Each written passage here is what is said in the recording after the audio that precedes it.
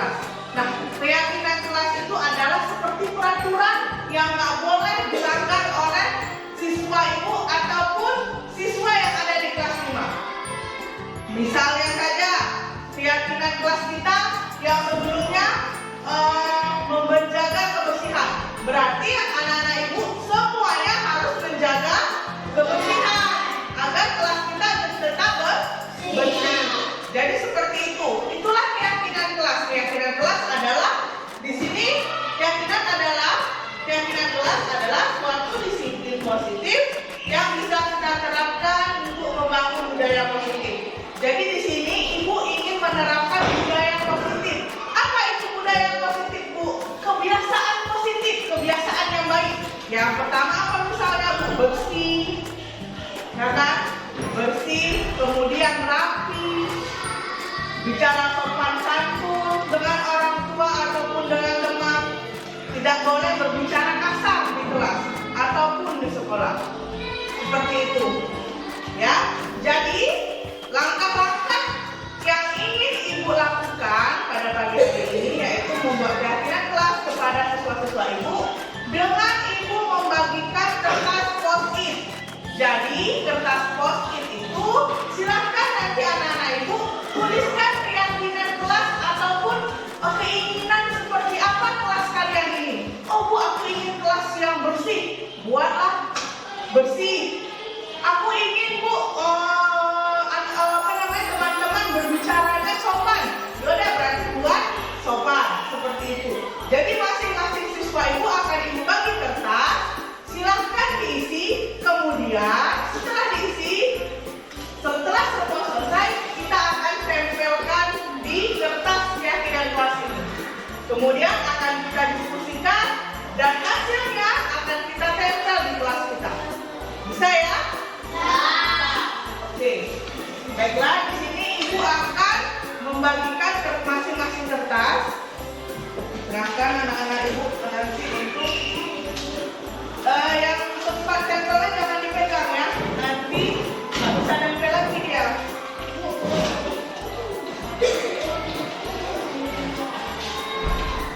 Kertas yang lengket jangan dipegang. Oke lagi.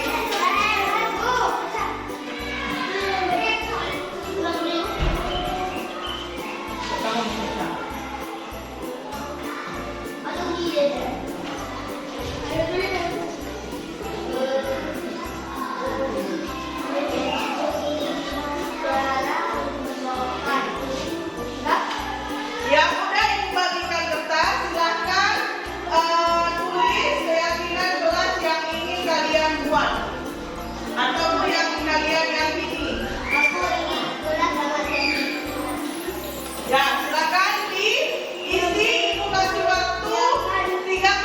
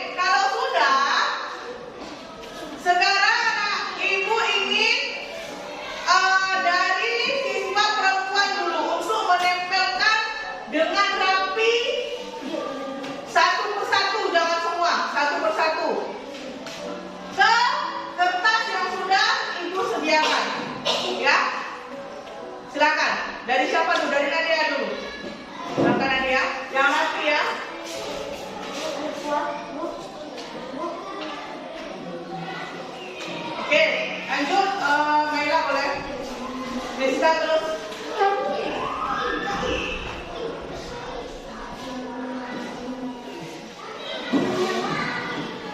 Jangan dekat-dekat kali, ada biasa ada sama.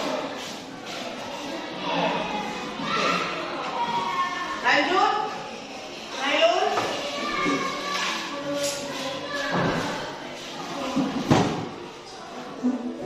Oke, lanjut, Sri bilang.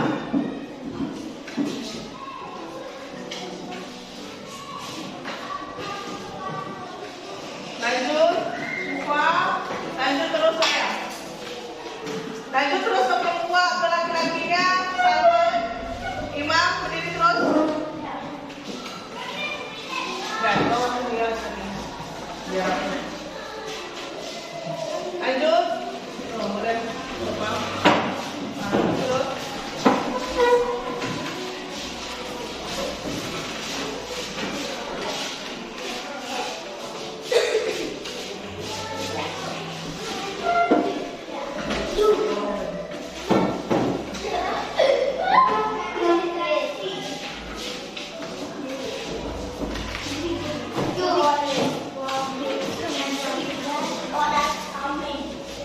Oke, sudah semuanya? Sudah semuanya? Oke, baiklah. Sekarang Ibu ingin perwakilan dari yang perempuan maupun yang laki-laki untuk membacakan keyakinan kelas yang telah dibuat oleh temannya.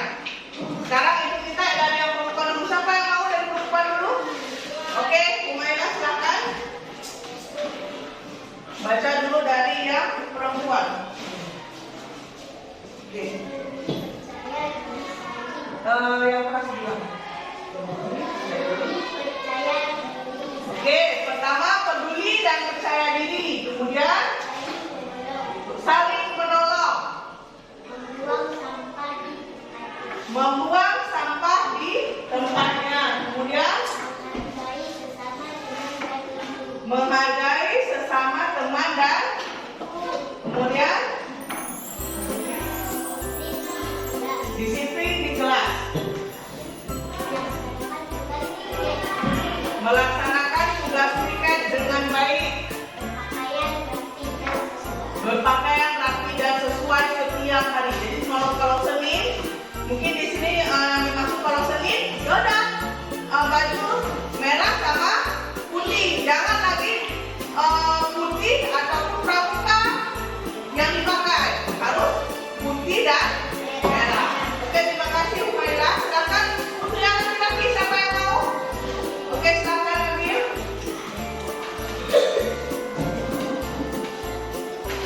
Yang pertama ya.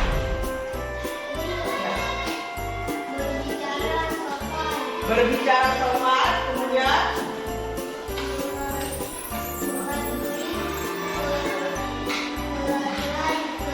mematuhi peraturan kelas, jujur dan mandiri, membersihkan kelas setiap hari, saling menghargai,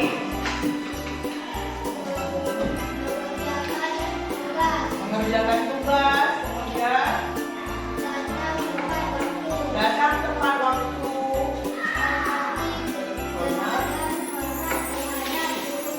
Oke, terima kasih Nabil. Baiklah, inilah keyakinan kelas yang sudah anak-anak Ibu buat.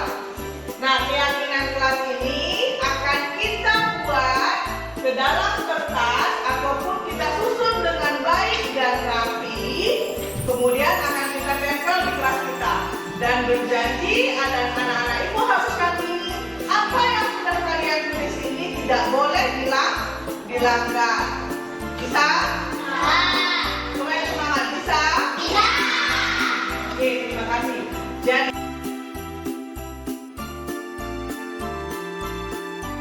Assalamualaikum warahmatullahi wabarakatuh. Terima kasih. Baiklah Bapak Ibu, di sini saya bertujuan bukan mau menggurui, bukan mau menganggap bahwasannya apa yang saya tuliskan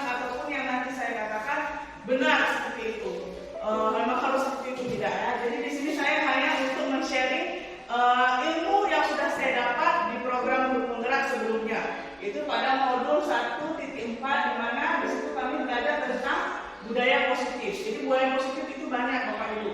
Jadi saya akan jabarkan. Jadi di sini saya melakukan pembahasan budaya positif kepada Bapak Ibu agar kiranya materi ini tidak hanya sampai kepada saya tapi juga sampai kepada Bapak Ibu. Next. Nah, jadi di sini ada konsep utama modul budaya positif yang telah saya pelajari.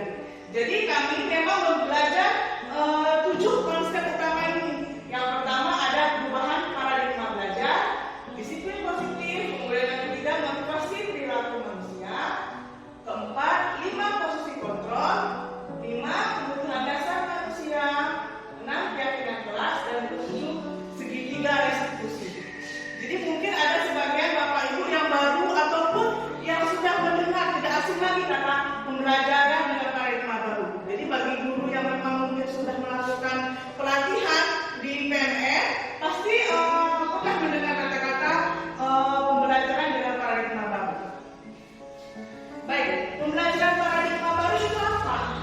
Jadi pembelajaran paradigma baru merupakan pembelajaran yang berorientasi pada penguatan kompetensi dan pengembangan karakter yang sesuai dengan nilai-nilai Pancasila. Jadi di sini kita sebagai guru sekarang ditekankan untuk bisa menguatkan kompetensi siswa dan juga mengembangkan karakter peserta didik kita. Nah, kompetensi apa sih yang seharusnya kita terapkan kepada peserta didik kita? Di sini ada yang pertama adalah keterampilan berpikir kreatif. Berpikir kreatif. Jadi kita sebagai guru dituntut untuk bisa anak itu berpikir kreatif. Misalnya apa? Atau contohnya apa? Misalnya belajar SBDP, Bu. SBDP tentang tari kreasi. Jadi kalau tari daerah mungkin memang tarian harus memang seperti itu, karena memang sudah ditentukan oleh daerah itu. Tapi kalau kreasi kita biarkan anak-anak untuk berkreasi. Kita kasih musik, kira-kira tarian mana yang sesuai dan anak-anak itu yang berkreasi. Nah, di situ mungkin kita di sini melatih keterampilan berpikir kreatif anak itu sendiri. Jadi anak-anak di situ berpikir, kemudian jadilah sebuah tari kreasi menurut mereka sendiri seperti itu. Kemudian berpikir kritis dan pemecahan masalah. Berpikir kritis di sini misalnya kita kasih soal bahasa Indonesia misalnya ada bacaan, disuruh menentukan fakta ataupun opini, tokoh, ya kan Bu, alur, tema. Di sini anak-anak memang dikasih bacaan, kemudian mereka harus berpikir mana temanya, siapa tokohnya, tanpa bantuan kita sendiri. Jadi anak-anak itu mandiri untuk memecahkan masalah mereka sendiri. Itu masalah yang telah kita berikan dari soal-soal yang kita berikan. Kemudian ada berkomunikasi dan berkolaborasi. Berkomunikasi dan berkolaborasi di sini contohnya kira-kira kerja kelompok, ya kan? Kerja kelompok dituntut anak-anak untuk bisa berkomunikasi antara satu dengan yang lainnya. Kalau kita dengan murid itu sudah biasa, ya kan? Karena memang wajibnya seperti itu. Tapi gimana? Kadang murid si A nggak pernah bicara sama murid si B. Tapi dengan kita satukan dalam kelompok,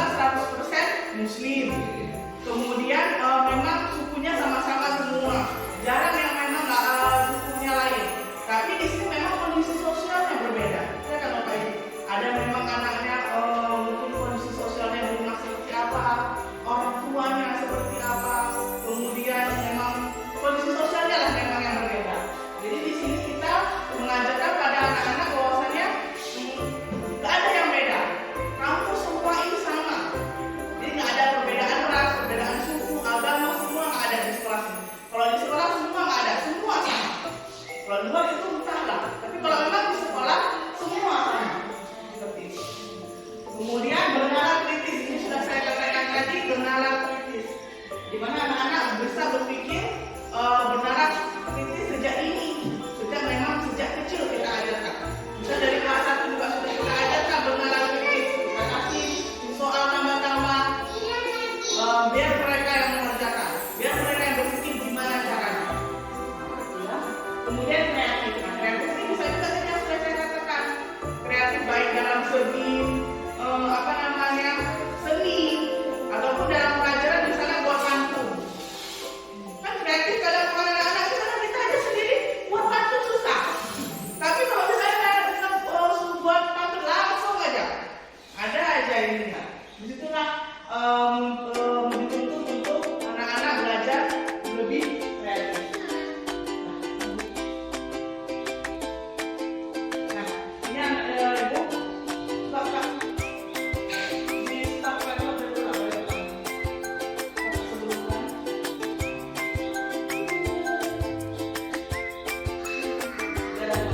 Jadi ini Mas. Jadi ini Bu, ini cuma saya kasih garis. Tapi garis itu jadi seperti ini.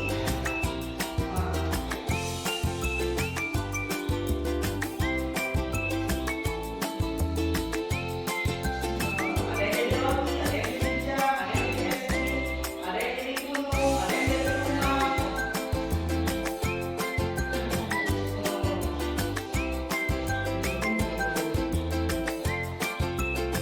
Nah, inilah tadi contoh anak-anak berpikir kreatif.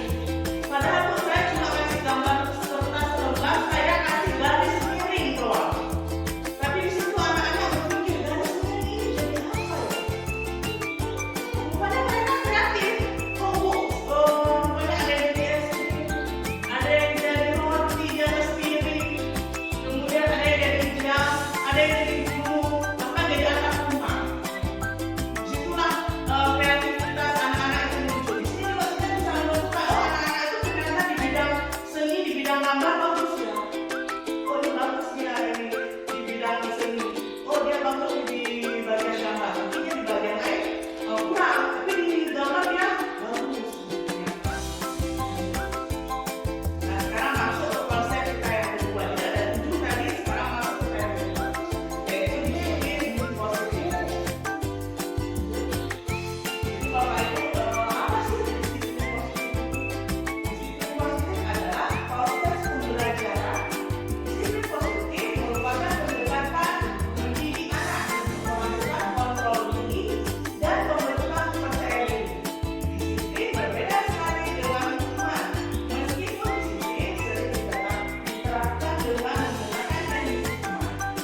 Penerapan disiplin positif membutuhkan kesepakatan dan peraturan yang dijalankan dengan konsisten serta mengendalikan emosi yang baik. Jadi disiplin positif adalah sebuah pendekatan. Misalnya di sini kita buat kesepakatan kelas ataupun perjanjian kelas nama lain ataupun keyakinan kelas. Di sini di keyakinan kelas kita yang mau kita tunjukkan disiplin positifnya apa misalnya? Misalnya salam ataupun berbicara dengan tidak kasar. Nah, biasanya kita ataupun mungkin saya sendiri sering seperti ini. Oh, yang dia bilang kasar nanti ibu suruh ini. Yang nggak piket denda. Yang nggak datang bersihkan halaman hukumannya. Untuk mendisiplinkan anak tadi. Untuk mendisiplinkan anak terkadang sering kita pakai hukuman. Nggak sadar sendiri dia. Misalnya piket, yang nggak piket kita suruh apa misalnya, ataupun hukumannya apa. Itu adalah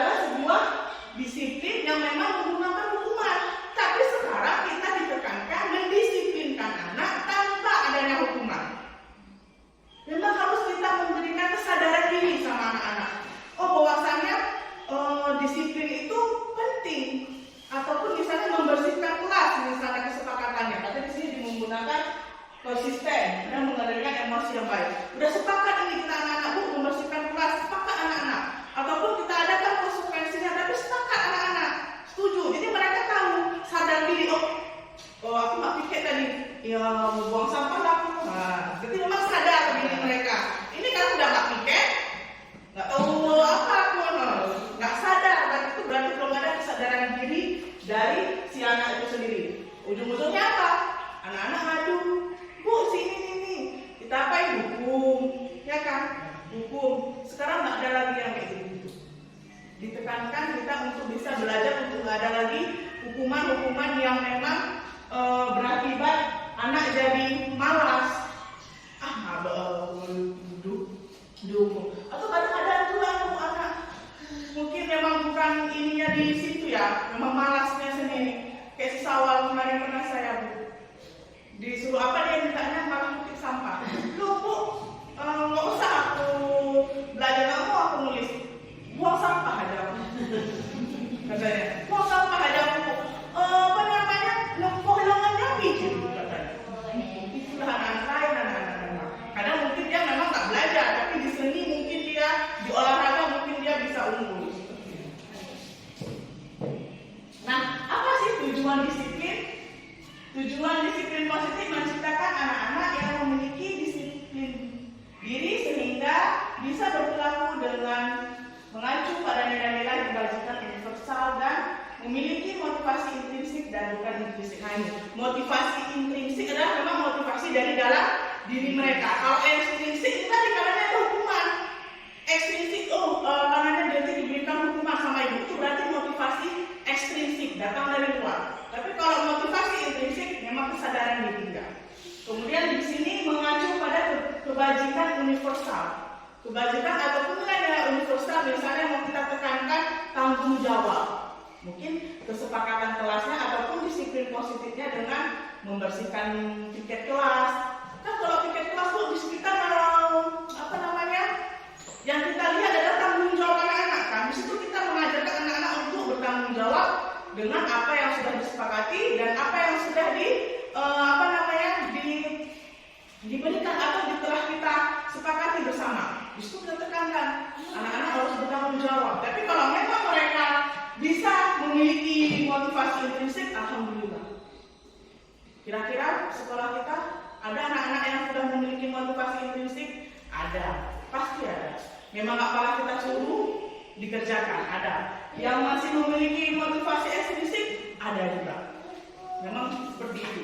Kemudian disiplin positif juga merupakan salah satu penerapan disiplin. Ada murid yang bertujuan untuk menumbuhkan kesadaran tadi, menumbuhkan kesadaran serta memberdayakan anak untuk melakukan sesuatu tanpa ancaman, sogokan dan bahkan hukuman. Buat inilah nanti dikasih sogok. Karena biasa tapi kalau sogok ini rata-rata hampir berhasil. Ya kan Bu, anak-anak Bu, kayak untuk sampah, boleh dong. Bukan siapa, misalnya itu disogok. Ataupun ancaman, kamu mau mengerjakan PR, ini, itu ancaman. Tapi ini kalau misalnya kerjakan PR, nggak dirancang, memang sadar sendiri, alhamdulillah. Insya Allah ada pasti anak-anak kita yang seperti itu dan ada juga yang memang masih perlu bimbingan kita. Lanjut. Ini dia langkah-langkah menumbuhkan disiplin positif. Kenalkan sejak dini. Jadi nggak hanya di kelas tinggi aja Bapak Ibu. Di kelas rendah pun harus kita kenalkan atau kita tumbuhkan disiplin positif untuk petik sampah, membersihkan kelas, tanggung jawab kita tumbuhkan nilai tanggung jawab di situ. Kemudian berdiskusi tentang aturan atau kesepakatan yang telah dibuat. Tadi kayak yang saya bilang, buat keyakinan kelas, buat kesepakatan sama anak-anak. Kayak mana kelas impian mereka? Mereka maunya kelas impian kayak apa? Buat kesepakatan. Kasih juga konsekuensinya. Nggak apa-apa ya, tapi mereka sepakat konsekuensinya. Kalau memang mereka sepakat konsekuensinya, ketika memang mereka nggak mengerjakan, langsung diberi sanksi. Jadi jangan, si B kemarin nggak piket, kita biarkan. Besok yang lain kawan-kawannya ikut Bu. Karena itu tadi dibiarkan sama gurunya. Hanya diberikan konsekuensi logis. Nah ini tadi, kayak mana konsekuensi logis itu Bu? Tanpa adanya ancaman, sogokan, hukuman. Misalnya nggak mengerjakan PR. Konsekuensi nggak mengerjakan PR apa?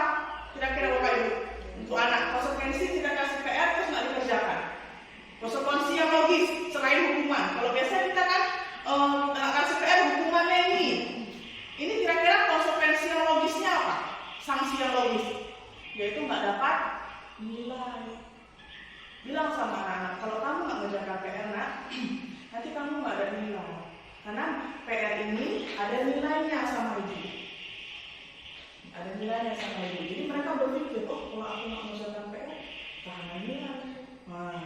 Ada nilai. Tapi kalau misalnya kadang anak nggak mengerjakan PR, kadang dibiarkan sama kita itu tidak boleh. Kalau memang mereka kerjakan PR, kita kasih nasihat supaya mereka memang tahu kalau memang ketika mereka nggak mengerjakan PR ada konsekuensi yang memang harus mereka dapat selain hukuman. Itu tadi tidak mendapatkan nilai seperti itu. Kemudian bersikap tegas, bukan marah. Jadi kita hukum anak-anak misalnya nggak mengerjakan PR tadi, bukan kita marah, tapi kita hanya mempertegas kesepakatan yang untuk kita sepakati bersama. Misalnya kesepakatannya mengerjakan tugas dengan baik, dan mereka nggak kerjakan. Jadi kita di sini tegas, bukan marah ketika kita menghukum, tapi kita menghukum dengan konsekuensi yang sudah disepakati. Misalnya tadi tidak membersihkan kelas, konsekuensinya apa? Misalnya yang sudah kita sepakati, buang sampah yang di luar ataupun bersihkan halaman kalau nggak bersihkan kelas. Berarti memang itulah konsekuensi yang tegas, bukan kita marah. Nah, sekarang masuk pada konsep yang ketiga, yaitu motivasi perilaku manusia. Nah, tadi motivasi perilaku manusia, motivasi dorongan yang timbul pada diri seorang anak secara sadar atau tidak sadar untuk melakukan suatu tindakan yang bertujuan tertentu. Yaitu ada 3 motivasi perilaku manusia. Yang pertama, untuk menghindari ketidaknyamanan atau hukuman. Yang kedua, mendapatkan imbalan dan penghargaan dari orang lain. Yang ketiga, menghargai diri sendiri dengan nilai-nilai yang mereka percaya. Jadi untuk menghindari ketidaknyamanan, biasanya orang dengan motivasi ini berperilaku menghindari hukuman. Dan mereka akan bertanya, apa yang terjadi Bu? Kalau misalnya nggak saya kerjakan, apa itunya Bu? Apa konsekuensinya Bu kalau nggak saya kerjakan? Lo nggak yang hukum. Kira-kira apa yang dapat Bu kalau misalnya saya nggak siap ataupun nggak saya kerjakan?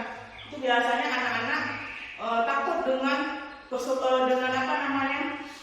dengan ketidaknyamanan atau hukuman ini mereka kerjakan. Tadi mereka kerjakan karena adanya takut sama hukumannya. Jadi mereka membersihkan kelas. Kalau mereka nggak bersihkan kelas, diudang sama ibu di lapangan. Karena mereka takut, makanya mereka kerjakan. Nah, motivasi ini adalah motivasi yang bersifat eksternal, yaitu bersifat dari datangnya hukuman, dari hukuman tadi yang telah kita berikan, karena berarti dari luar ya. Kemudian selanjutnya untuk mendapatkan imbalan atau penghargaan dari orang lain.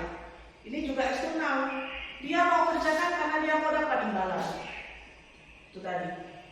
Di sini seorang anak berperilaku untuk mendapatkan imbalan ataupun penghargaan. Dengan motivasi ini akan bertanya, apa yang akan saya dapatkan apabila saya melakukannya? Sama seperti tadi. Bu, kalau saya mau buat ini, hadiahnya apa? Imbalannya apa? Itu juga datang dari luar. Mereka melakukan karena adanya imbalan. Tadi. Lanjut. Nah, kemudian menghargai diri sendiri dengan nilai-nilai yang mereka percayai. Nah, kalau menghargai diri sendiri dengan nilai yang mereka percaya itu berasal dari motivasi intrinsik, yaitu motivasi yang memang tumbuh dari dalam diri mereka, yaitu untuk menjadi orang yang mereka inginkan dan menghargai diri sendiri dengan nilai-nilai yang mereka percaya. Bahwasanya aku kerjakan karena aku tanggung jawab.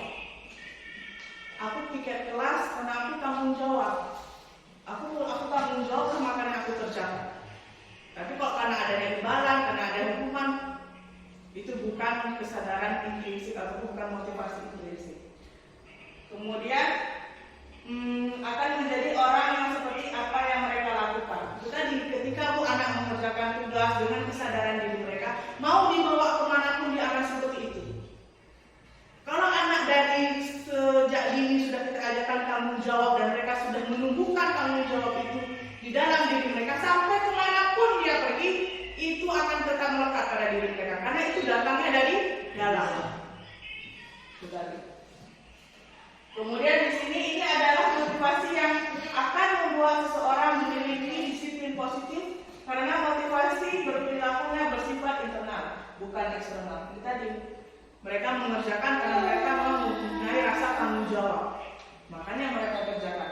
Di situ memang benar, sampai kemanapun pasti mau kita dia pergi ke sekolah manapun, kalau memang dari dalam tubuh kita memang ada sifat tanggung jawab dia tadi, percaya diri. Misalnya itu dari sejak kecil nih, kelas 1, udah biasa dia maju ke depan, ngomong di depan, dia presentasi, udah pede. Sampai kelas 6, sampai kapanpun, dia akan tetap bisa berdiri di depan, bisa pede dia, bisa percaya diri.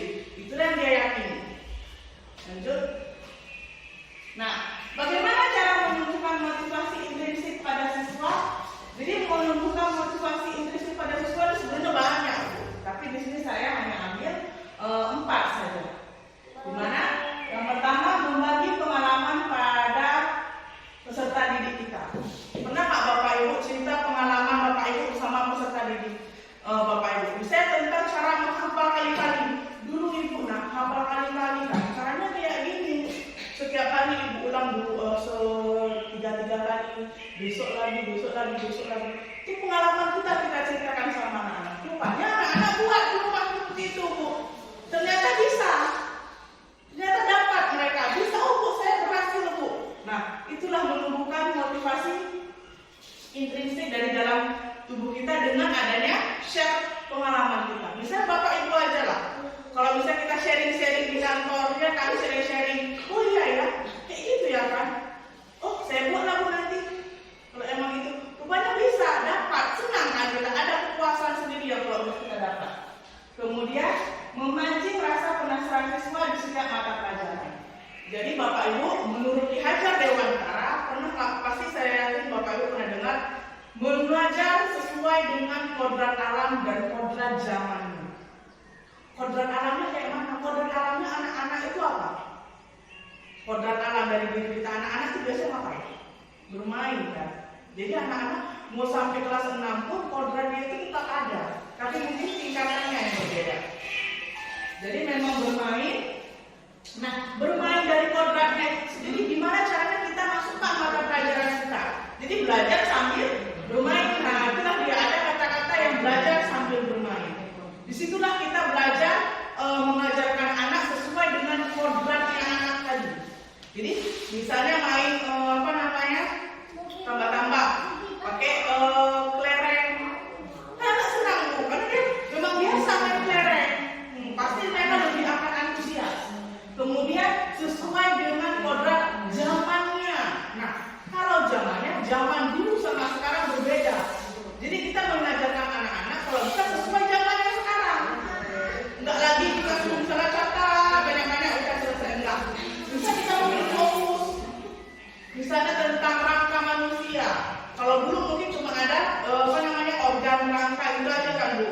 Bisa kita lihat. Kalau sekarang mungkin bisa lebih canggih lagi. Karena zamannya ada beda. Adanya video. Oh, tahu mereka bahwasannya tulangnya itu seperti ini, lebih dekat, bentuknya lebih jelas mungkin. Atau mungkin misalnya patah tulang. Kan nggak tahu mereka kayak mana patah tulang. Tapi di video bisa tahu mereka cara patah tulang ternyata seperti ini bentuknya. Nah, itu tadi. Kemudian ada bekerja sama dengan siswa dengan pengalaman belajar. Jadi Bapak Ibu, kita sebagai guru memang harus ada kerjasama sama siswa. Kalau nggak ada kerjasama, nggak jalan. Kemudian belajarlah dengan kelompok yang beragam. Jadi kalau kita bagi kelompok, kalau bisa jangan begitu ada orang. Kadang anak-anak tuh, sini. Jangan mau diatur sama anak-anak. Kita sendiri yang menentukan. Jadi kita buat memang kelompok lain bergilir. Jadi semua dapat, semua rata. Kalau bisa seperti itu. Nah, ini ada konsep yang lainnya, yang selanjutnya yaitu 5 posisi kontrol. Nah, 5 posisi kontrol yang pertama adalah penghukum. Saya Bu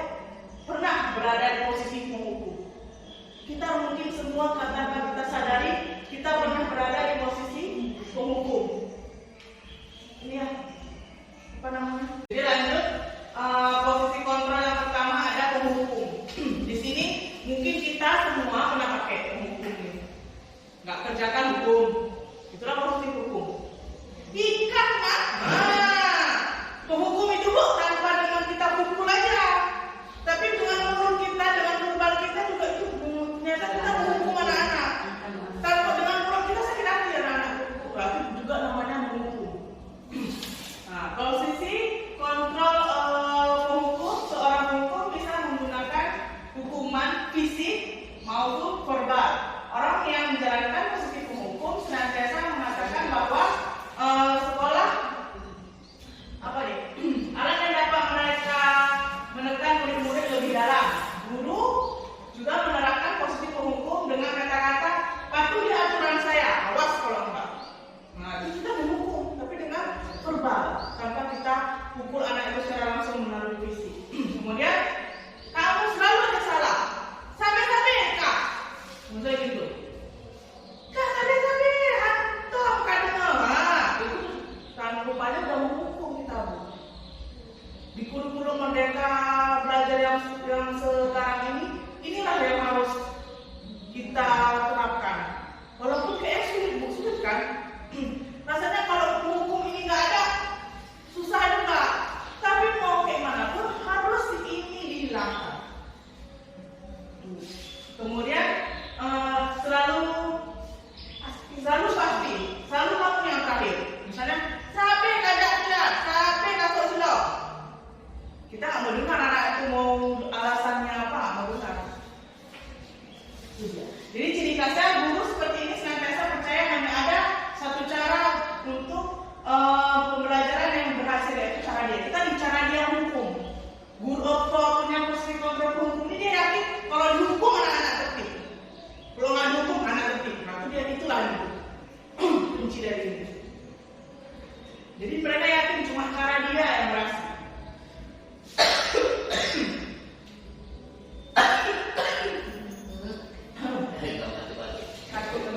Kemudian ciri khas penghukum suaranya tinggi ataupun bahasa tubuh ataupun makan lotok. Kita tidak tahu. Gini aja anak-anak itu merasa dihukum loh ternyata. Ngelucu ya. Saya cuma kita melotot aja. Oh, akan muncul dia. Nah, kita melotot itu banyak hukum. Kaji lucu. Itu barang lagi terus. Kemudian menunjuk, kita tunjuk. Ikan sampai tangan, gitu. Itu rupanya menghukum kita tanpa kita sadari. Lanjut. Nah, konsekuensi logis dari akibat penerapan kontrol penghukum, kemungkinan murid akan marah dan dendam. Kemudian sifat agresif bisa jadi sesudah apa nih? Kembali duduk, murid tersebut akan mencoret-coret bukunya, kemudian meja tulisnya, bahkan dengan lebih parah lagi. Jadi ternyata ada, kalau kita hukum mereka bahkan lebih parahnya apa? Kamu sekolah, ya kan Bu? Ada kadang kok kita marah. Oh, bukan kita tidak pulang. Bolong Bu. Kemarin ibu ini. Saya pernah loh di posisi itu. Ya kan Bu Vicky. Anak-anak nggak mau sekolah. Karena itu tadi nggak terkontrol sifat hukum ini tadi. Nggak terkontrol rupanya. Itu tadi karena samping ininya anak, karena memang kita sebagai manusia nggak luput lah Bu dari namanya emosi yang memang mungkin nggak terkontrol sama kita.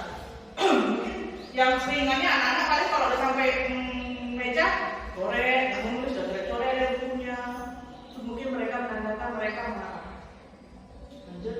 Nah ini posisi kontrol yang kedua ada membuat rasa bersalah. Nah pada posisi ini biasanya guru atau orang tua akan bersuara lebih lembut. Membuat rasa bersalah akan menggunakan keheningan yang membuat orang lain tidak merasa nyaman. Kemudian bersalah ataupun rendah diri. Kata-kata yang keluar dengan lembut akan seperti Bapak sangat kecewa kepadamu. Kemudian posisi ini murid akan lebih memiliki nilai yang buruk tentang diri mereka sendiri. Mungkin mereka tidak berharga, dan telah mengecewakan orang-orang yang disayangi. Jadi posisi bumbu rasa bersalah ini lebih rendah lagi suaranya. Ini dia ciri khasnya merasa bersalah, yaitu ada suara memelas, sedih, bahasa tubuhnya merapat pada anak itu lebih. Jadi misalnya pada anak nggak kita marah-marah, tapi kita datang, bukan lagi ngangkat. Nah sayang, nah kita buat tapi dengan cara kita lembut juga, rupanya mereka iya, padahal mereka nggak keras suara kita, tapi gitulah anak-anak. Itulah, jadi memang anak-anak jadinya iya ya, salah lah rupanya ya Bu. Jadi memang kadang lebih rendah juga anak-anak itu kalau kadang kita emosi, mau anak-anak juga meledak-ledak. Jadi ini lebih satu tingkat di atas pembuku tadi. Setidaknya nadanya lebih ini lebih rendah.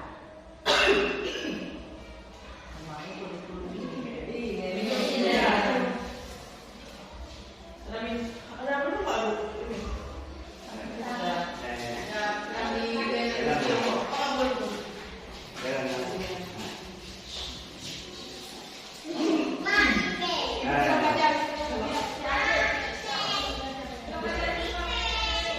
Nah, selanjutnya posisi kontrol pada teman. Nah, posisi kontrol teman ini, pada posisi ini kita tidak akan menyakiti murid, namun tetap berupaya mengkontrol murid melalui pendekatan persuasi. Posisi teman pada guru biasanya berdampak pada posisi berdampak negatif atau berdampak positif. Berdampak positifnya di sini berupaya hubungan baik yang terjalin antara guru dan murid. Kemudian guru di posisi teman menggunakan hubungan baik dan humor untuk mempengaruhi seseorang. Jadi Bu, ternyata posisi kontrol ini sebagai teman. Pernah nggak Bapak Ibu? Pasti pernah memposisikan diri kita sebagai teman sama anak-anak. Bersenda gurau, ya kan, karena habis pelajaran senda gurau kita ketawa-ketawa, itu berarti kita memposisikan diri kita sebagai teman sama anak-anak. Jadi posisi sebagai teman ini ternyata ada dampak negatif dan positifnya. Dampak negatif mungkin anak-anak merasa lebih dekat sama kita. Kalau mungkin dampak negatifnya mungkin anak-anak kadang nggak disadari, nggak tahu bahwasanya kita juga harus dihormati ternyata. Bisa sambil jumpa, Bu, tiba. Nah, walaupun mereka merasa dekat, karena kita sudah memposisikan diri sebagai teman. Mereka merasa dekat, tapi kan itu tidak seharusnya mereka lakukan kepada kita gitu. Mau nggak mau, kita kan adalah gurunya juga, jadi nggak harusnya mereka memperlakukan kita sebagai teman yang memang sebaya mereka. Kan kita itu kadang pokoknya nggak boleh seperti itu. Berarti kita memposisikan diri sebagai teman sewajarnya. Lanjut.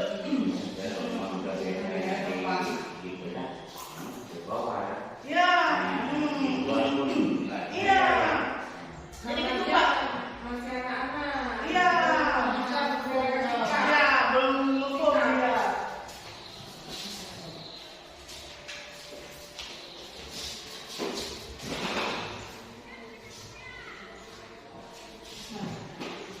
Lanjut, konsekuensi logis dalam melakukan kontrol positif kerja. Dampak negatif dari positif bila suatu saat guru tersebut tidak membantu mereka akan kecewa. Gimana errornya Pak? Bisa kayak gitu kan? Nggak dibantunya nih, nggak kawan. Kan tuan Pak. Bisa kita kan kawan Pak. Masa kayak gitu Bapak? Kemudian murid merasa dikecewakan dan tidak mau lagi berusaha. Hal ini akan mungkin tumbuh atau muncul adalah murid hanya akan bertindak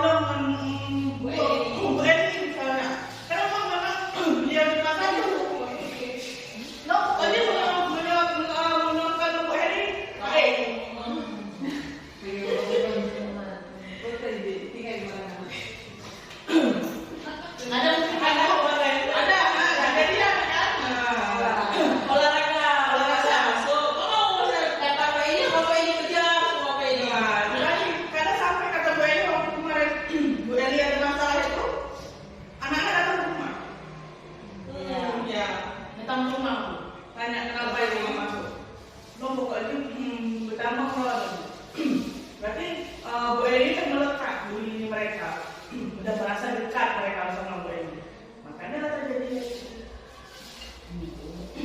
Kemudian konsekuensi logis dari penerapan posisi kontrol teman adalah murid akan merasa senang, kita diakrab dengan guru, termasuk dampak positif. Hanya saja di sisi negatif, murid menjadi tergantung pada guru tersebut.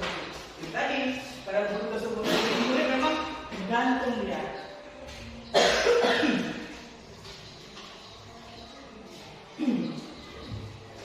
Jadi ini memang lebih ke kelas-kelas rendah ya kan Bapak Ibu. Tapi memang kalau kelas tinggi ada juga, tapi dia jarang, hanya beberapa siswa aja, ya kan? Ada beberapa siswa aja yang memang ini kali sama kita. Tapi kalau kelas 1, kalau udah mengendak kali sama kita, sudah dijadi nama kan Bu? Ya.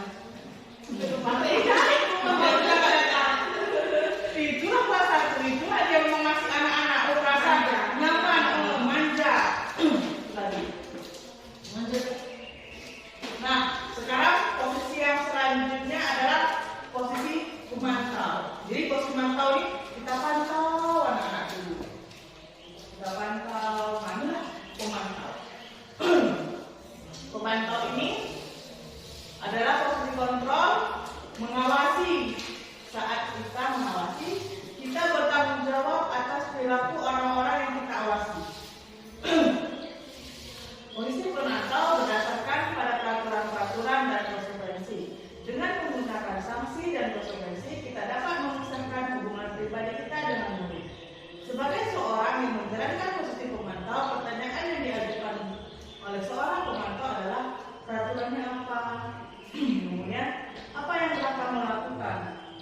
Sanksi dan konsekuensinya apa? Jadi memang posisi pemantau ini kita pantau dulu bisa kelas 5. Kan yang memang wajib memantau kelas 5 adalah guru kelasnya kan. Itu juga Bapak Ibu di kelas-kelas yang lainnya. Jadi memang kita pantau dulu siswanya. Oh ada yang salah ataupun ada yang memang tidak sesuai dengan peraturan ataupun kesepakatan yang telah kita sepakati di awal di sekolah ataupun di kelas, kita panggil anaknya. Kemudian pertanyaan yang wajib dikatakan oleh posisi pemantau tadi, apa yang telah kamu lakukan nak? Buka buku nak, buka pelaku. Ngapain kamu tadi nak? Kemudian kamu buat tadi kamu tahu konsekuensinya apa? Gitu. Itu posisi pemantau. Tahu kamu konsekuensinya apa? Tahu bu ini teman. Itu cuma sampai situ saja. Kalau posisi ini, jadi memang posisi ini kita diharapkan untuk bisa mantau anak-anak. Dan posisi pemantau ini pasti kita ada juga. Pasti masing-masing guru pasti kita pantau ada. Kelas 2 tuh pantau kita. Ataupun lagi baris masing-masing pantau kelasnya. Tadi di sini kita memposisikan diri kita sebagai pemantau. Lanjut. Nah, inilah posisi ideal.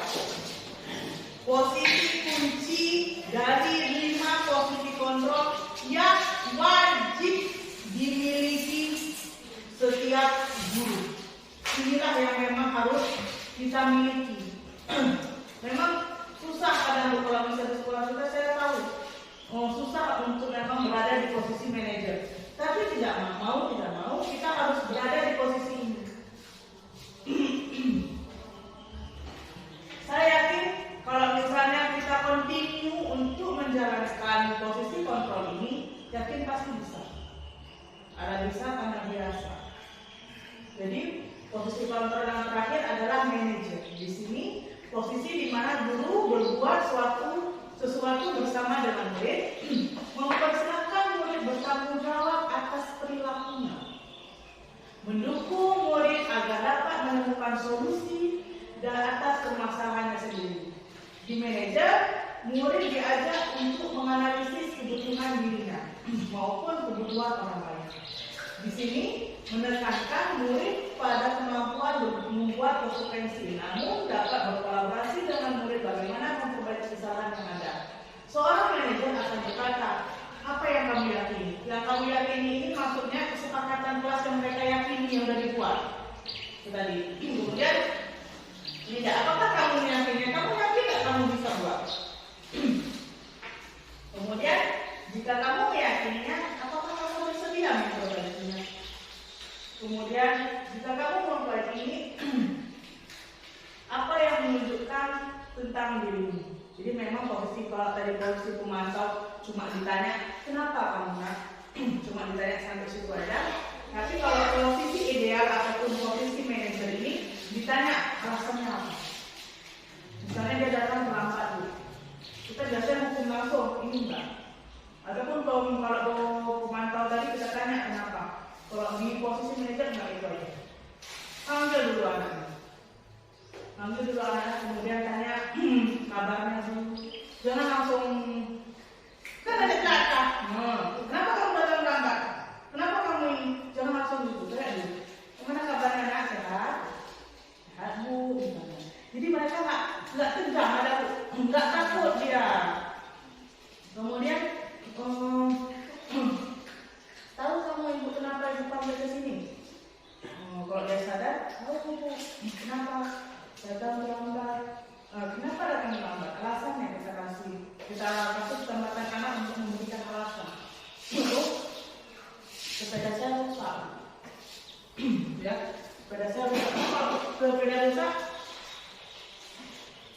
kan memang kadang kita kita ke sekolah aja kita nggak tahu keadaan di jalan seperti apa. Kemudian kamu bisa memperbaikinya, terus apa solusinya biar kamu nggak terlambat lagi nak? Memperbaiki sepedanya bu. Nah kira-kira kapan kamu perbaiki? Nanti pulang sekolah saya perbaiki.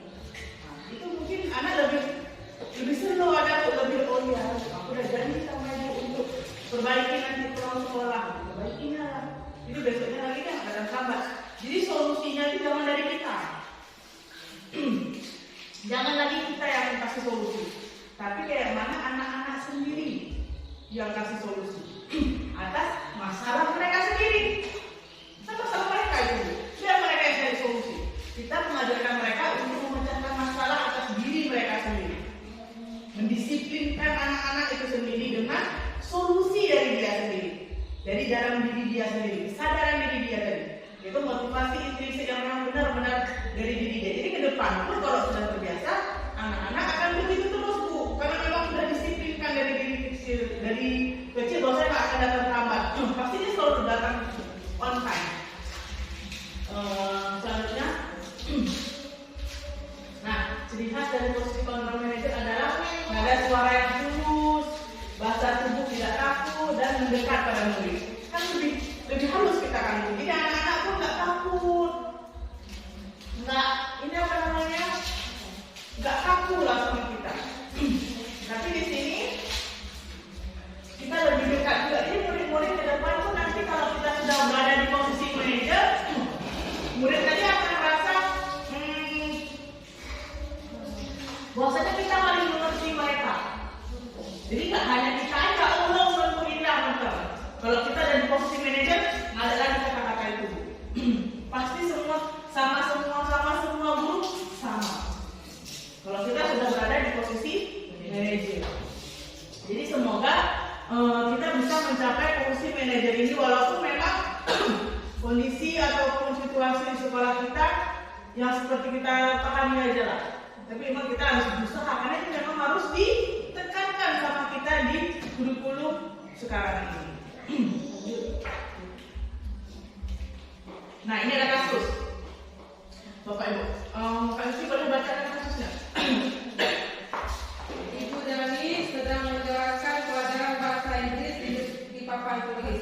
Namun beliau memperhatikan bahwa Fajar malah tidur-tiduran dan tampak acuh tak acuh pada pelajarannya. Fajar, coba jawab pertanyaan nomor 3. Maju ke depan dan kerjakan di papan tulis. Fajar pun tampak malas-malasan maju ke depan. Dan sesampai di depan papan tulis pun, Fajar hanya diam terpaku sambil memegang buku bahasa Inggrisnya dan memainkan spidol di tangannya. Ayo Fajar, makanya jangan tidur-tiduran.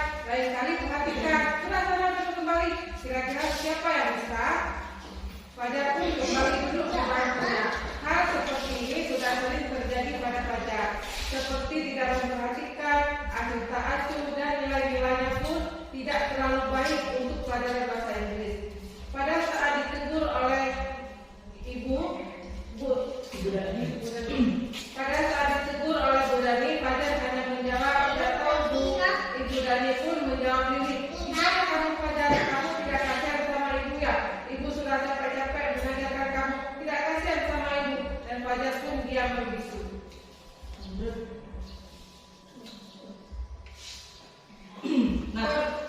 Sebelumnya. Nah, kira-kira Bu, kalau kasusnya kayak gini, posisi kontrol apa yang dilakukan oleh Ibu Dani? Posisi kontrol apa yang dilakukan oleh Ibu Dani? Dia mengatakan bahwasanya ditegunnya. Kalau ditanya Fajar nggak tahu. Kemudian Bu Dani bilang, gimana kamu Fajar? Tidak kasihan kamu sama Ibu. Ibu udah capek-capek ngajarin kamu. Tidak kasihan kamu sama Ibu. Dia cuma diam aja Fajar. Nah, ya. Di sini posisi kontrol yang dilakukan oleh Ibu Dani adalah posisi kontrol merasa bersalah. Karena di sini Bu Dani nggak keras-keras sekali suaranya Bu. Tapi memang lain penekanan, lain posisi ya Bu. Misalnya kalau di sini, Fajar tuh tampak malas-malasan maju ke depan dan sampai mana. Kemudian, ini dia. Ayo Fajar. Kalau saya bilang ini, ayo Fajar, makanya jangan tidur-tiduran. Lain kali perhatikan. Nah, itu bisa juga kita posisi mengukur. Karena suara kita kasar, tinggi. Sudah sana, duduk. Nah, kan gitu. Gimana kamu Fajar? Makanya jangan tidur-tiduran. Perhatikan. Udah nggak tahu kamu perhatikan. Kan kesal juga. Kemudian udah duduk sana. Tapi beda penekanan. Kalau misalnya penekanannya lain. Ayo Fajar makannya, jangan tidur-tiduran. Kemudian lain-kali perhatikan. Nah itu dapat memberi rasa bersalah karena sudah berbeda nada. Nah jadi memang di sini nada tinggi, nada rendah itu memang beda. Tapi kalau misalnya nadanya rendah, jadi memang Fajar lebih sudah diam, kateim, ya. Kemudian Fajar pun kembali duduk ke bangkunya. Nah ini tadi dia yang paling nampak posisi kontrol merasa bersalah ini dia. Gimana kamu Fajar? Gak kasihan kamu sama Ibu. Tapi kalau kita bilang, gimana kamu gak kasihan kamu sama Ibu? Enggak. Ini pasti nadanya, gimana kamu Fajar? Gak kasihan kamu sama Ibu? Ibu udah capek-capek ngajarin kamu. Udah ini itu, kamu malah gak perhatikan. Misalnya itu. Kemudian tidak kasihan kamu sama Ibu. Fajar pun dia membisu. Tadi pertanyaannya, posisi kontrol apa yang diambil oleh Ibu Dani? Pendekatannya kepada Fajar itu tadi membuat rasa bersalah. Tadi ya, ayo Fajar, makanya jangan tidur-tiduran, lain-kali perhatikan. Sudah sana, hidup kembali, kira-kira siapa yang tahu. Kemudian ada juga, gimana kamu Fajar, kamu tidak kasihan sama Ibu. Jadi dulu banyak kasus yang kita harus tahu memposisikan diri kita harus seperti apa. Apa pemantau, apa manajer, tapi kalau bisa kita memposisikan diri sebagai manajer. Lanjut. Kasus kedua, silakan Kak Iki baca lagi. Anto dan Dino sedang bermain bersama di lapangan basket dan tiba-tiba terlihat dalam sebuah pertengkaran adu mulut. Dino pun menjadi emosi dan mengadakan kontak fisik, menarik kemeja Anto dengan kasar sampai 3 kancingnya terlepas. Pada saat itu guru piket langsung melerai mereka dan membawa mereka keluar kepala sekolah. Ibu Suti sebagai kepala sekolah berupaya menenangkan keduanya terutama Dino. Dino, sepertinya kamu tadi kita marah sekali. Mendengar itu Dino pun mengalir bercerita tentang kesalahan hatinya. Ibu Suti pun melanjutkan bahwa membuat kesalahan adalah hal yang manusiawi dan bahwa mempertahankan diri adalah hal yang penting. Namun meminta Dino memikirkan cara lain yang mungkin lebih efektif karena saat ini Dino berada di ruang kepala sekolah. Ibu Suti melanjutkan bertanya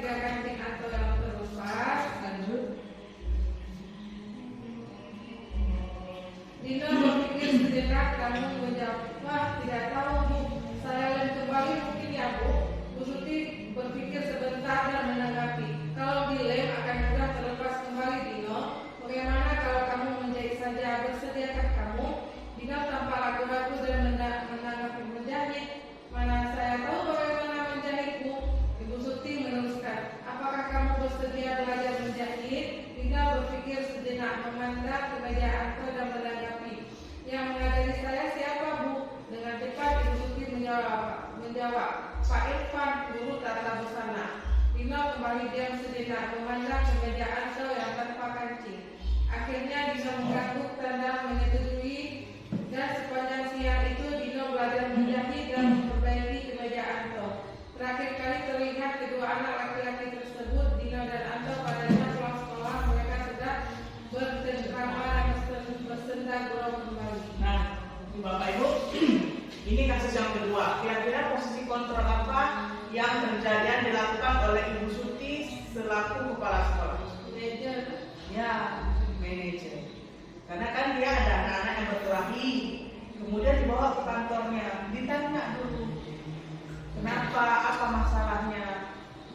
Kemudian jangan di sini mereka ibu ini tidak menyalahkan anaknya, tapi Ibu Suti mengajarkan si anak ini bahwasanya nggak apa-apa. Sebenarnya biasa ini dilakukan, tapi Ibu Suti juga harus mencarikan solusinya. Ditanya dulu sama anaknya, kamu maunya apa nak? Kalau memang si Dino tadi salah, saya mau kancingnya diperbaiki. Dino ditanya lagi sama Ibu Suti, mau kamu Dino? Diberikan bantuan Pak Irfan, akhirnya Dino mau. Jadi pun itu kita mengajarkan anak memecahkan masalahnya sendiri seperti yang sudah saya jelaskan di posisi kontrol manajer tadi. Memang anak dituntut untuk menyelesaikan masalah sendiri. Jadi kan di situ memang bagus posisinya kan Bu. Bagus kita, jadi anak-anak pun nggak ini sama kita, nggak takut dengan kok udah dipanggil ke kantor pasti anak-anak takut. Ya kan? Kok udah dipanggil ke kantor apalagi berantem, pasti anak-anak takut. Tapi kalau kita memposisikan diri kita sebagai Ibu Suti di sini, memposisikan sebagai manajer, pasti anak-anak pasti, yaudah ternyata tak dukung kok. Dukungnya cuma bertanggung jawab aja dengan apa yang udah mereka buat. Itu pun dari mereka sendiri, bukan dari kita hukumannya. Dari diri mereka sendiri yang muncul. Dan solusinya itu memperbaiki kancing siapa tadi? Anto. Memperbaiki kancing si Anto. Lanjut. Adalah tadi posisi kontrol manager. Di sini Ibu Suti melakukan validasi identitas, menstabilkan identitas. Bahwasanya katanya yang mana? Dino, sepertinya kamu saat ini sudah marah. Ibu Suti pun mengajukan membuat kesalahan. Ada sesuatu yang manusiawi. Jadi di sini anak distabilkan dulu emosinya. Nggak apa, manusiawinya itu berantem. Biasanya itu berantem. Gitu. Kemudian validasi tindakan. Namanya kenapa berantem? Ini kita validasi. Kenapa berantem itu? Apa masalahnya? Kemudian ditanyakan keyakinannya tadi. Yaitu apa kira-kira nilai universal yang dilakukan oleh Dino dan Anto tadi. Dino dan Anto tadi. Apa kira-kira nilai universal yang dilakukan oleh Dino? Yaitu tanggung jawab. Karena dia salah Bu. Dia salah, jadi dia tanggung jawab sama Anto. Karena dia udah salah sama Anto. Jadi di sini dia menanyakan keyakinan yang diyakini oleh Ibu Suti yaitu tanggung jawab. Dan alhamdulillah si Anto juga menyetujuinya. Dan masalah selesai tanpa adanya hukuman. Seperti itu. Lanjut. Nah, lanjut ke konsep kita yang selanjutnya. Ini konsep yang kelima. Masuk ke konsep yang kelima, yaitu 5 kebutuhan dasar manusia. Nah, 5 kebutuhan dasar manusia yang pertama adalah bertahan hidup. Tanpa udah selayaknya kita sebagai manusia, sebagai makhluk hidup untuk bertahan hidup. Dengan cara apa Bu? Makan, kemudian kesehatan, apalagi nih tempat tinggal. Itu adalah kebutuhan dasar kita sebagai makhluk hidup untuk bertahan hidup. Kan kalau kita untuk sekolah anak-anak, sekolah misalnya nggak makan, nggak sarapan, lemas. Kan sampai kelas pun lemas. Kita pun nggak semangat jadinya untuk mengajarkan anak-anak yang lemas. Jadi kalau anak-anak yang dari segi bertahan hidup sehat, kondisi badan sehat, perut kenyang, ya kan, situasi perasaan gembira, pasti sampai sekolah bergembira, kita pun bersuka cita. Lanjut. Kemudian cinta dan kasih sayang. Jadi ternyata Bu, cinta dan kasih sayang ini sangat mempengaruhi kebutuhan kita. Kita Bu kalau nggak ada cinta dan kasih sayang hampa, ya kan? Gitu juga anak-anak. Ternyata anak-anak kalau nggak ada cinta dan kasih sayang dari kita guru ataupun dari orang tuanya di rumah pasti kacau. Ataupun misalnya anak datang ke sekolah baru dimarahin mama.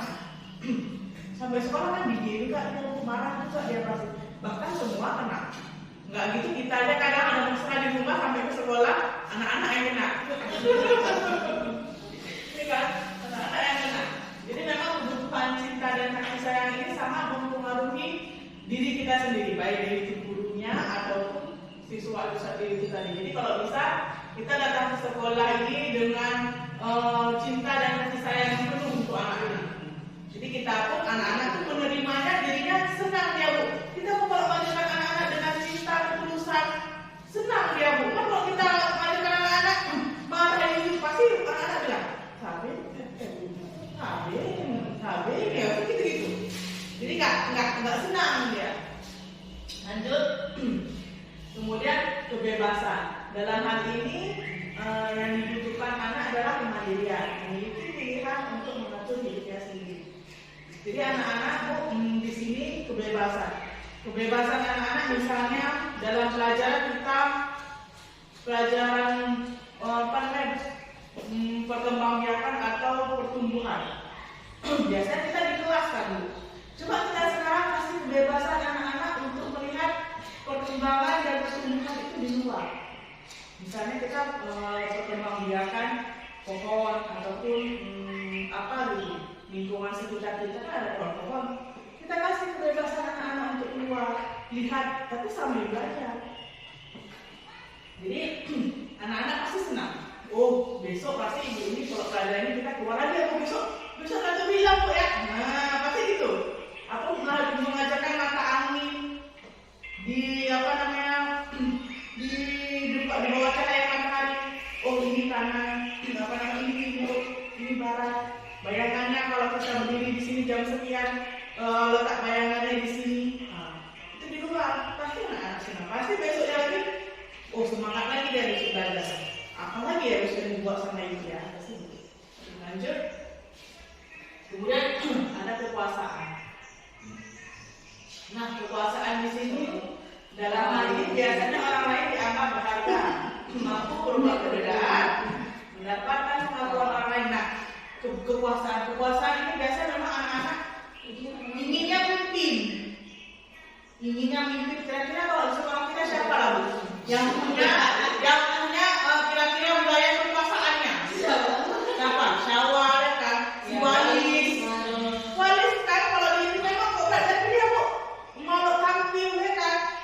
Memang luar biasa dia berprestasi memang. Tapi memang ada plus minusnya. Setiap anak pasti ada plus minusnya. Syawal, gitu-gitu Bu, kalau tenaga dia luar biasa. Kalau tenaga kita minta bantuan tenaga, luar biasa kali Bu. Tapi jangan kita suruh ya, memang kognitifnya. Jadi terangkan sama Syawal, kata dong Ibu, angkat dia anak belajar, anak kita suruh dari pagi sampai pulang mau dia. Yang penting dia jangan pegang buku belajar, jangan belajar. Itu dari dia. Jadi emang setiap anak berbeda-beda. Jadi kalau jangan kita lihat, oh kalau memang nggak mau belajar berarti bodoh. Memang enggak. Memang dari segi kognitifnya mungkin di bawah, mungkin di lain tambahnya, ya kan? Lanjut. Jadi Bapak Ibu, 5 kebutuhan dasar manusia memang mempunyai dasar yang sama. Kemudian dengan kebutuhan manusia pada umumnya hanya saja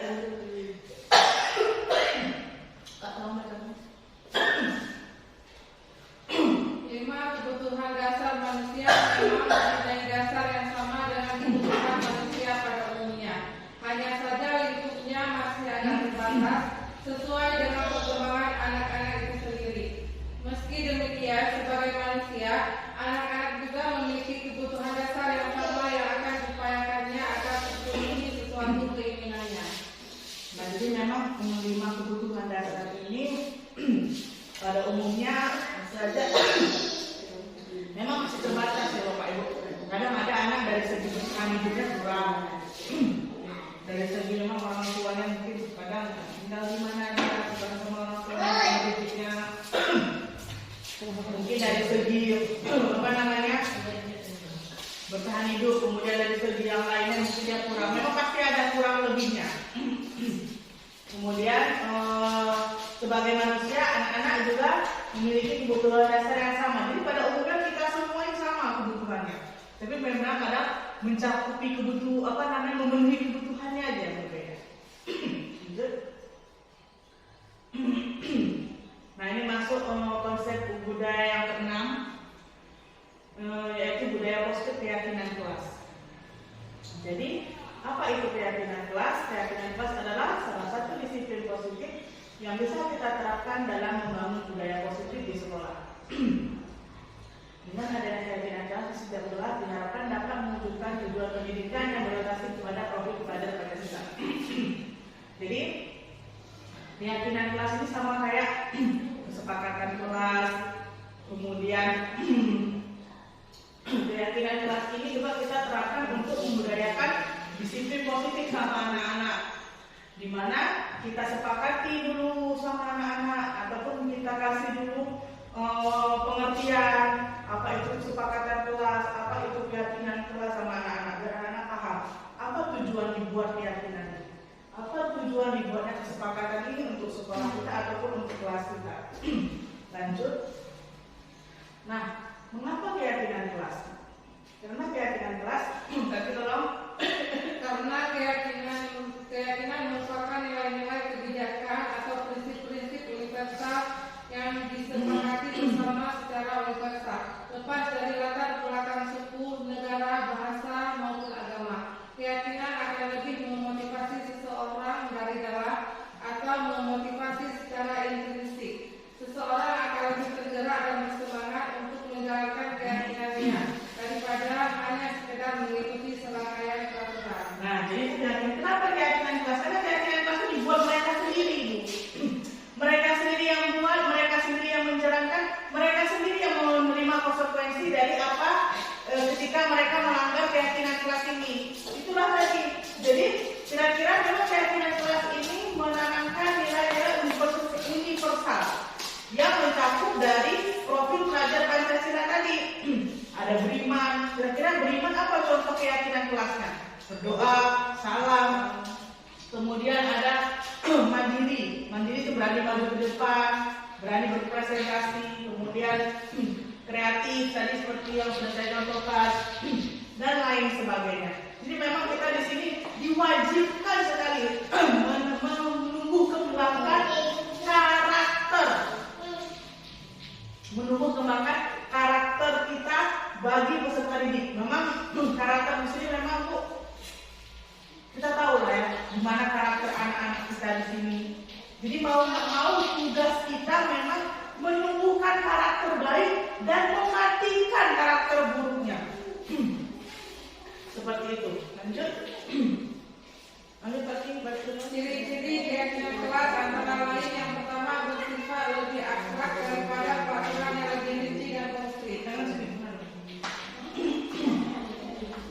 Yang kedua, keyakinan kelas berupa pernyataan-pernyataan universal yang dibuat dalam bentuk kalimat positif. Ketiga, keyakinan kelas tidak dibuat dalam jumlah banyak sehingga mudah diingat dan dipahami oleh semua warga kelas. Empat, keyakinan kelas merupakan sesuatu yang dapat diterapkan di lingkungan kelas tersebut. Yang kelima, pembuatan keyakinan melibatkan semua warga kelas melalui kegiatan curah pendapat. Yang terakhir, keyakinan kelas ditinjau kembali dari waktu ke waktu.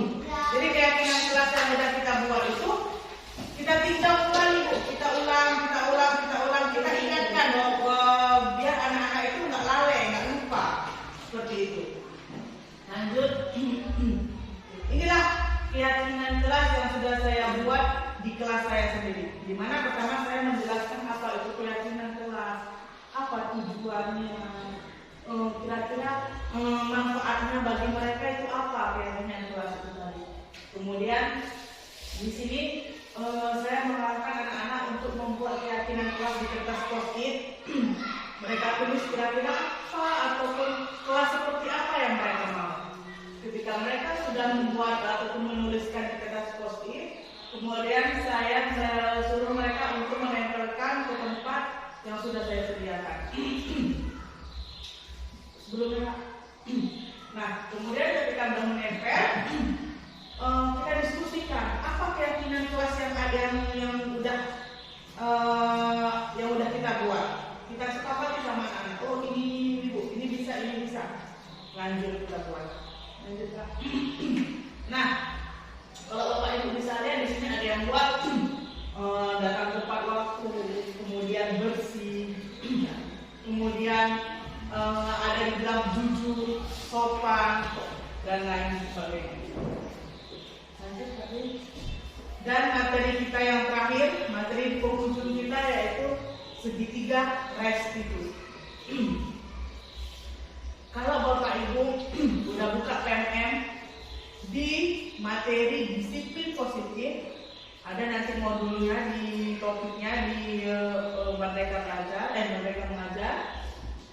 Disiplin positif topiknya. Pasti Bapak Ibu belajar pengertian segitiga restitusi ataupun segitiga restitusi. Nah, restitusi itu apa? Adalah proses kolaborasi yang mengajarkan murid untuk mencari solusi untuk masalah, membantu murid berpikir tentang orang seperti apa yang mereka inginkan dan bagaimana mereka harus memperlakukan orang lain. Restitusi membantu murid juga memiliki tujuan, disiplin ilmu dan memulihkan dirinya setelah berbuat salah. Sama kayak posisi manajer. Restitusi ini sama seperti kita memposisikan diri kita sebagai manajer. Jadi anak-anak kalau bisa punya tujuan, kemudian mereka disiplin, menjadi anak yang disiplin, dan mereka bisa mencari solusi atas masalah yang telah mereka buat atau memulihkan dirinya setelah berbuat kesalahan. Seperti itu. Lanjut. Segitiga restitusi merupakan tahap tindakan dilakukan dulu untuk membawa siswa menaati kesepakatan. Jadi segitiga restitusi ini membawa diri kita sebagai guru agar anak-anak mau menjalankan keyakinan kelas yang kita buat tadi. Mau menjalankan, kemudian baik mereka jalankan dan itu secara konsisten berkelanjutan. Kemudian di sini mengakui secara sadar dan terbuka ketika melakukan kesalahan serta merasakan kenyamanan ketika sudah berperilaku jujur. Jadi kalau memang anak-anak udah menebus dosanya, pasti lega. Udah menebus kesalahannya sama kita ataupun sama temannya, pasti lega. Jadi nggak ada lagi dendam, nggak ada lagi habis bertengkar, nggak ada lagi dendam. Kami tino. Nah, tapi kalau kita menyelesaikan di hari itu juga, besoknya nggak ada dendam, nggak ada lagi kangin juga. Kalau udah selesai di rumah, itu tadi. Lanjut. Nah, segitiga restitusi ini ada 3 metode perbaikan. Sama yang seperti saya bilang tadi, menstabilkan identitas. Kalau kita bilang dulu, mencontek ataupun nggak pikir, tenang. Nah, dulu misalnya ibu dulu juga pernah kayak gitu, ataupun ibu dulu juga pernah kok melakukan hal sama seperti kami. Nggak apa-apa, wajar itu, manusiawi. Nah, itu jadi kita memposisikan diri kita untuk menstabilkan identitas si anak itu tadi. Dimana maksudnya hal ini terbaik apa yang sebenarnya bisa dilakukan oleh murid dalam berperilaku baik dengan teman sebaya maupun dengan orang dewasa. Seperti itu. Lanjut di validasi tindakan yang salah. Kita validasi tanya dulu kenapa bu, apa alasannya, kita dengar dulu alasan anak-anak itu kenapa. Jangan kita mempepet terus tanpa alasan, apa tahu kita alasan anak-anak itu. Kadang di rumahnya dia baru dimarah, baru ini sampai di rumah, sampai di kelas kita mepet juga apa ini anak. Kadang gitu juga sudah kan, baru di rumah baru ini rupanya anak-anak di sekolah buat kesel. Makin ini kita, tapi di situ kita tanya dulu kenapa alasannya.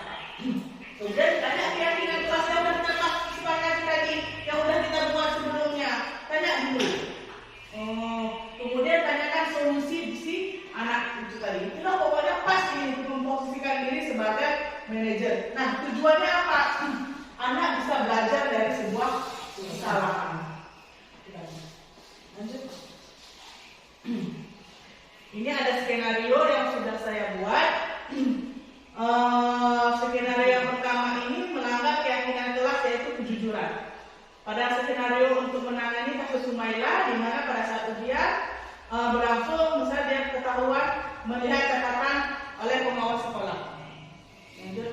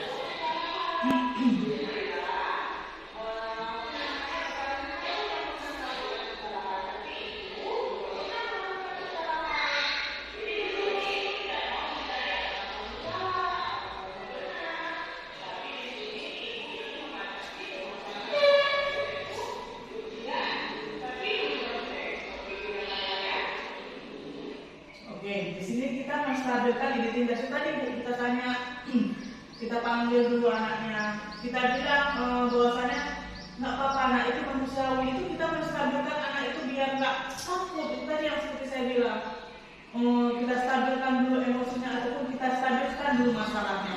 Apa masalahnya? Kemudian tahu nggak dia kalau dia ada berbuat salah? Lanjut.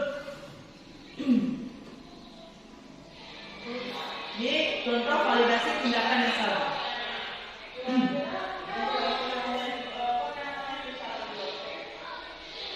Tanya dulu alasannya.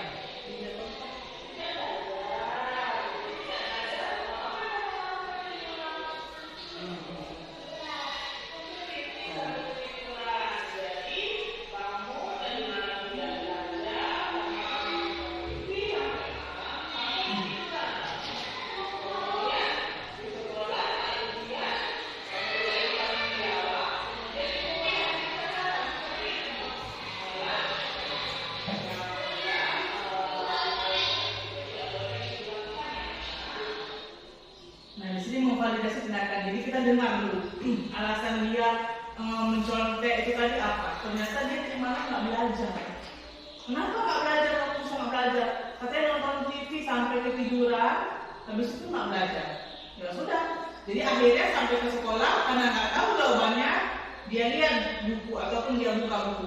Tanpa kita sadari itu kita juga pernah belum melakukan itu. Mungkin dulu juga pernah kita melakukan itu. Terus apa? Mencontek. Kadang dulu kita buat tuh di kertas kecil-kecil. Ya kan? Kecil-kecil. Tanpa kita sadari kita pernah juga. Jadi kita bilang mungkin sama anak, jangan khawatir, itu manusiawi. Jangan kan misalnya anak-anak dia, kita aja sebagai dulu juga pernah mengalami itu. Kita tulis, cuma kita tulis di meja. Tulis di meja itu udah 10 kali lagi kali kayaknya kan. Kita tulis di meja, tulis di tangan. Memang inilah. Memang udah sering terjadi sebenarnya. Lanjut. Ini menanyakan keyakinan.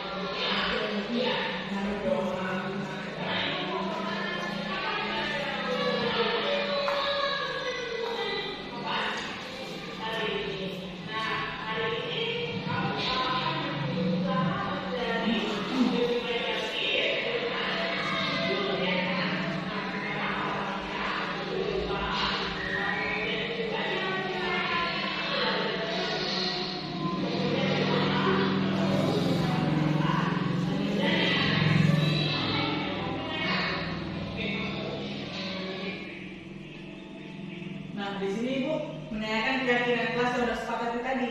Ada yang bilang jujur. Nah, rupanya ada yang nggak jujur. Tanya, kamu yakin nggak kamu kemarin ada buat ya dengan kejujuran itu? Yakin Bu. Nah, kalau memang yakin, kira-kira apa solusinya? Itu tadi bilangnya, berarti Bu nanti malam saya harus belajar di rumah. Itulah solusi yang dikasih sama anak-anak waktu dia mencontek. Itu juga dulu kita. Jadi solusi kita dulu kenapa kita mencontek, belajarlah kita. Juga deh. Lanjut. Ini ada kasus yang kedua, melanggar peraturan kelas yaitu datang terlambat di sekolah. Lanjut Kak.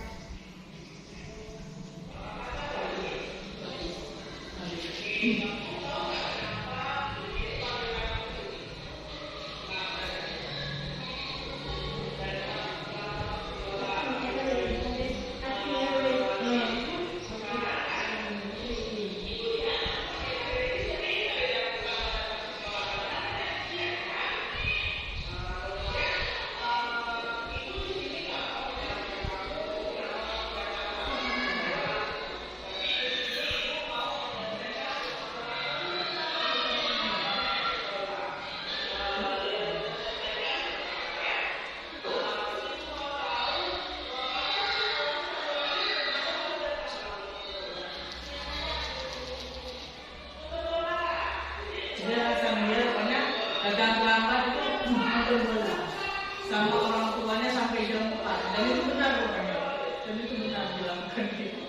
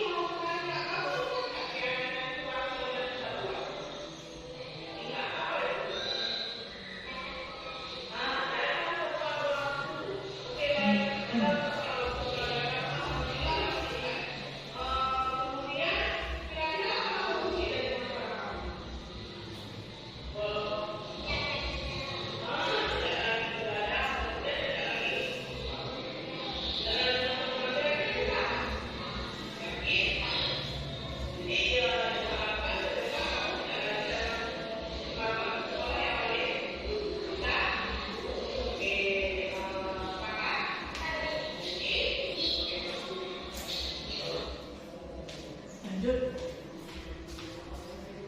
Jadi kesimpulannya Bapak Ibu, penanganan kasus yang dilakukan dulu menggunakan pendekatan segitiga restitusi. Inilah yang namanya pendekatan segitiga restitusi.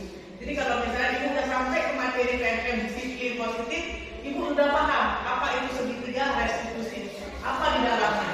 Kemudian di mana dalam hal ini guru diharapkan dapat memposisikan diri sebagai manajer, mengkontrol diri kita, memposisikan diri kita sebagai manajer dengan mengajukan pertanyaan-pertanyaan formatif yang bermakna sehingga murid dapat lebih mandiri, percaya diri, serta bertanggung jawab atas permasalahannya sendiri. Lanjut. Oke Bapak